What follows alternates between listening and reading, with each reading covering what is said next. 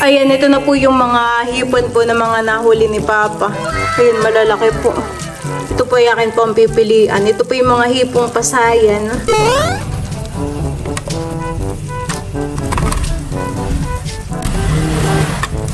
Wow!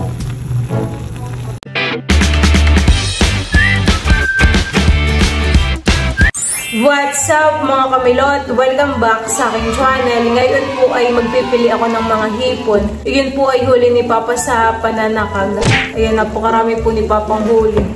Ito po kanina lang ni Sinima. Ipapakita ko po sa inyo. Ayan, ito na po yung mga hipon po na mga nahuli ni Papa. Ayan, malalaki po. Ito po ay akin po ang pipilian. Ito po yung mga hipong pasayan. Opo tingnan po ninyo at malalaki. Ay ito pong nandito sa timba ay mga napilian na po ni Papa. Ay ako na lang po ang tatapos na ito Meron din pong isdang tilapia. May mga isda po ditong maliliit. Ito naman pong isdang maliit ay matinik. Yan po. Tapos may shell pa.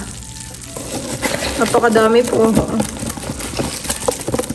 Tatanggalin ko po muna yung mga dahon.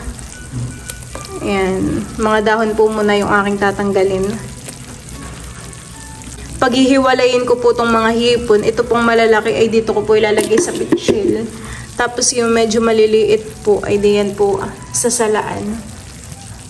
At tawag po sa amin ng mga dahon-dahon ay mga layak po. Katulad po na ito po yung mga layak. Ito po yung kailangan tanggalin. Ay laki po na ito po Laki. Nakakatuwa po, napakadami po ni Papang huli. Buhay na buhay pa po. Lumulokso pa po yung mga hipon. Yan. Piliin ko lang po muna yung mga malalaking hipon.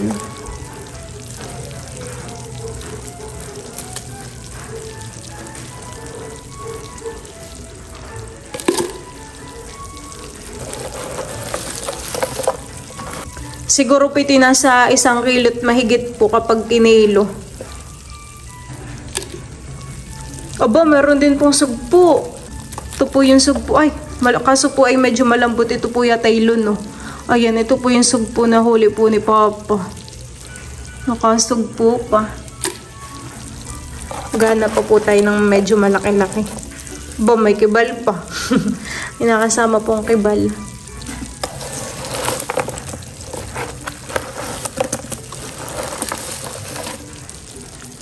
Yung mga maliliit po ay ganito. Yan, ihihiwalay ko naman po siya dun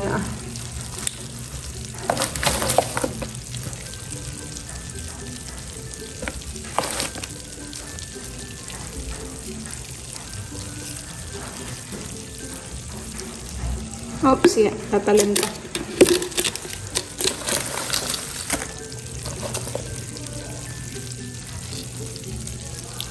Ito po ay maganda ring pamain kapag po mamimiwas. Kaso po yung dapat medyo maliliit lang. Mga ganito po Ganyan po yung mga pamain kapag mamimiwas. Kami po ay hindi rin sinama ni Papa at napakalakas po kanina ng ulan. Sabi po ni Isen na lang, sayang po. Baka po bukas po ako sasama sa kanya. Siya po siguro yung mananakag uli bukas.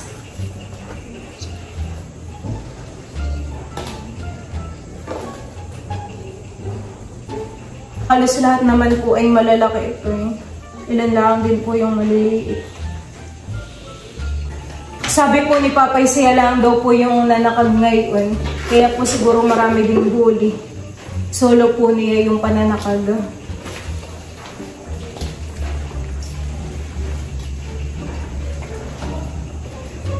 Iyon pong pananakagay yung yung sima po na malaki.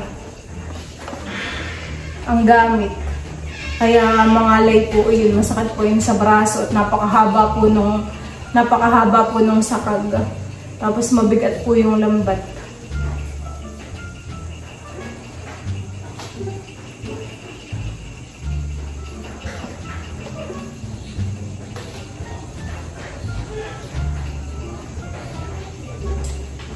kapag ganito pong kahuhuli itong mga hipon na ito po'y masarap isisigang dahil sariwa po, fresh. Ay! Aray ko! Aray ko, kung kinagat po ng ano, sakit. Nang maliit po na...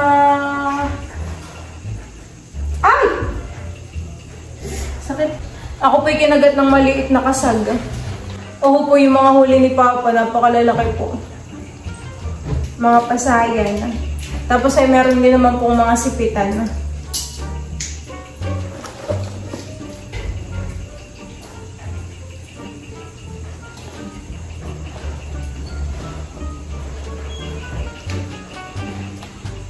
Wala pa po sa kalahatian yung aking mga napili. Kapag ito po'y nasa tubig tong hipon, tapos po ay nailawan ay namumula po yung kanilang mga mata. Para pong sila yung mga puyat. Pag na-flashlightan po'y namumula po yung mga mata na itong mga hipon na ito.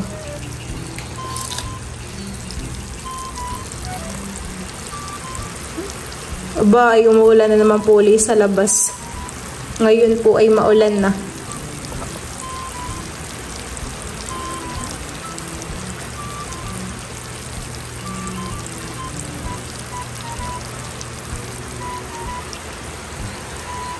Chok.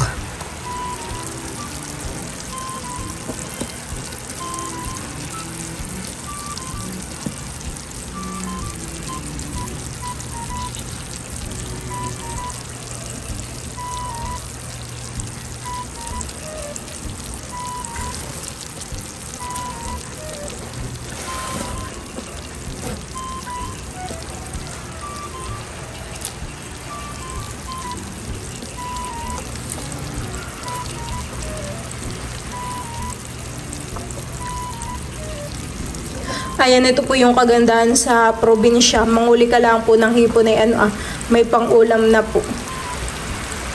Mga sariwa po yung mga isda, hipon. Ayan.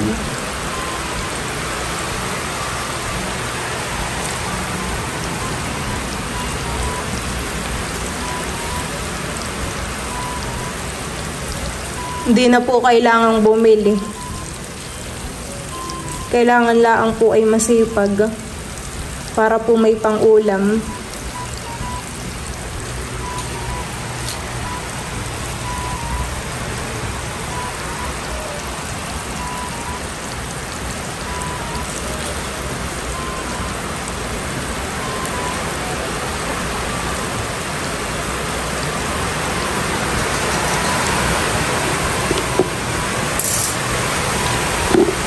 Ganito na lang po pala yung gagawin ko para po mas mabilis po yung aking pagpipili. Ganito po yung mga ginagawa ni Mama Ay. Pinupunta po muna dito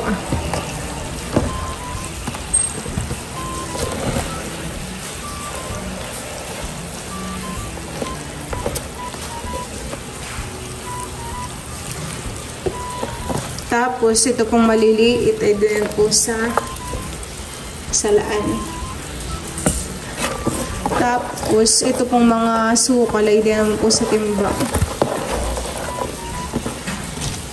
Mas mabilis po ang aking pagpipili pag ganayon.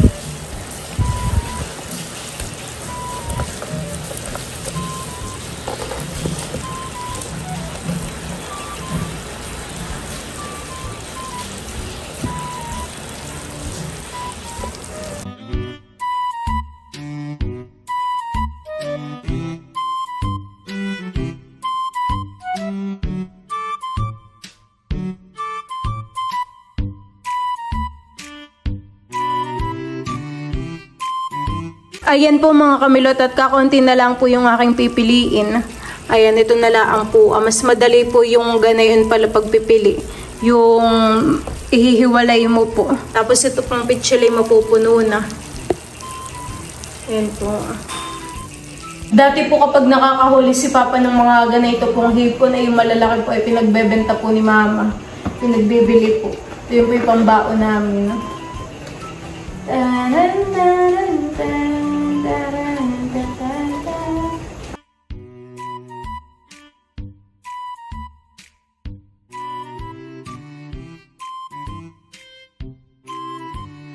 Ayan po mga kamilot, at tapos na po akong magpili.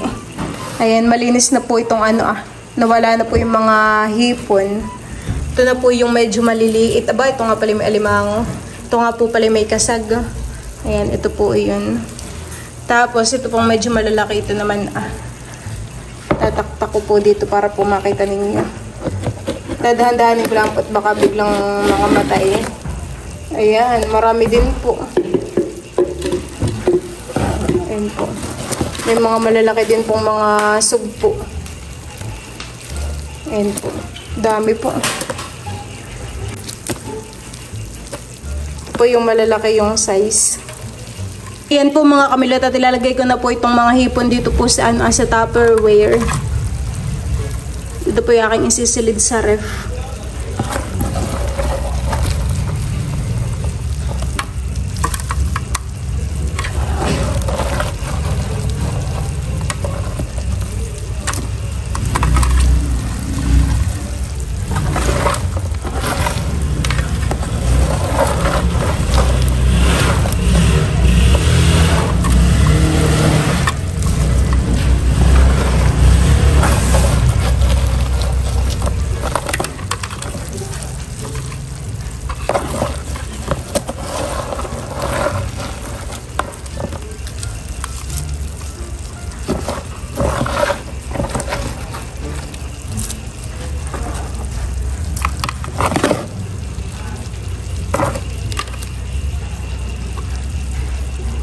The next day.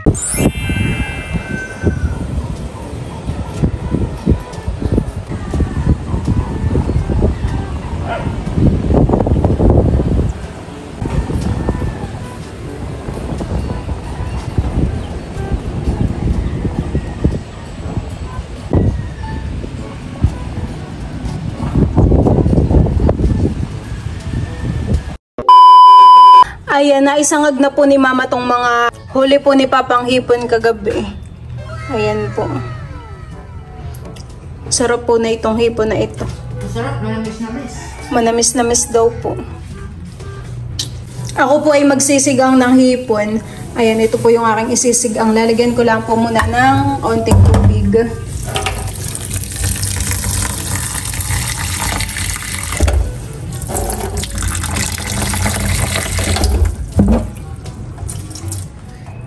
Ayan po.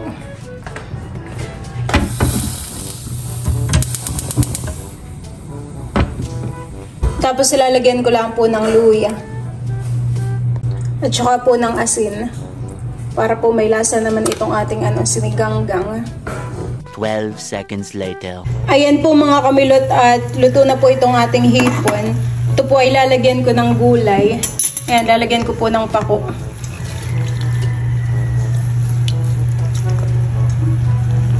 Lagyan ko lang po dito sa may tabi. Fresh pako.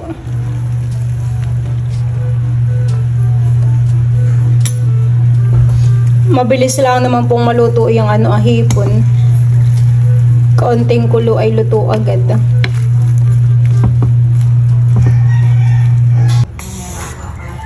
Dadagdagan po natin ng pako at kay Mama. Si Mama po ay hindi na ganong kumakain ngayon ng mga hipon.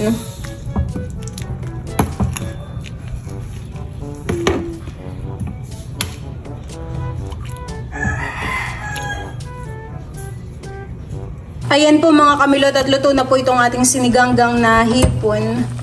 Ayan po na po, sarap po na ito. Pakasarap po ng sabaw na ito.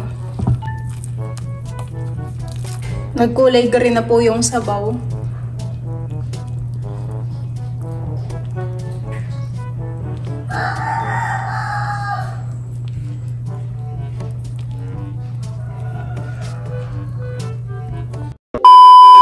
Nakapaglagay na po ako sa hawong ng siniganggang.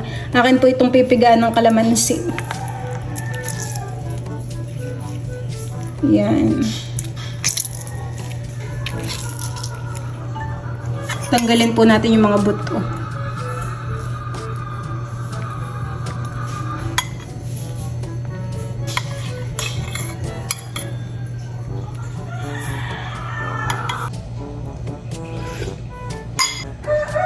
Ako'y naantok.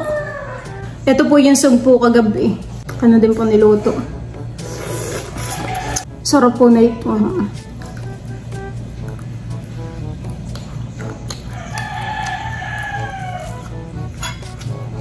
A few minutes later. So, yun lang po mga kamilot. Thank you for watching. Sana po ay nag-enjoy kayo. See you on my next vlog. Bye-bye!